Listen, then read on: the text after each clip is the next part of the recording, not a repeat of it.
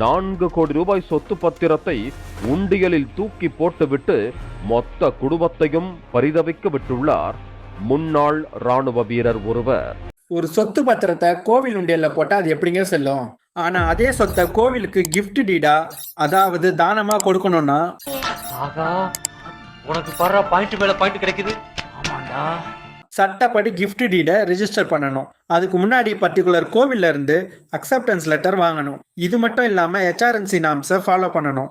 சில முக்கியமான விஷயங்களை நீங்க தெரிஞ்சுக்கிட்ட பிறகுதான் தானமாவே கொடுக்கணும். அது என்னன்னா, ஃபர்ஸ்ட் நீங்க தானமா கொடுக்க போற சொத்தை திரும்ப வாங்கவே முடியாது.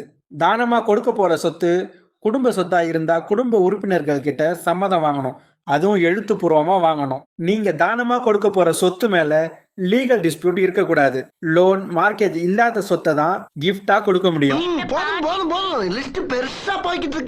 இந்த வீடியோ பாக்குற நீங்க உங்க சொத்தை ஏதாச்சும் ட்ரஸ்ட் இல்லைன்னா கோவிலுக்கு கொடுக்கணும்னு நினைச்சீங்கன்னா இப்ப நான் சொன்ன விஷயத்தெல்லாம் கட்டாயம் நோட் பண்ணிக்கோங்க.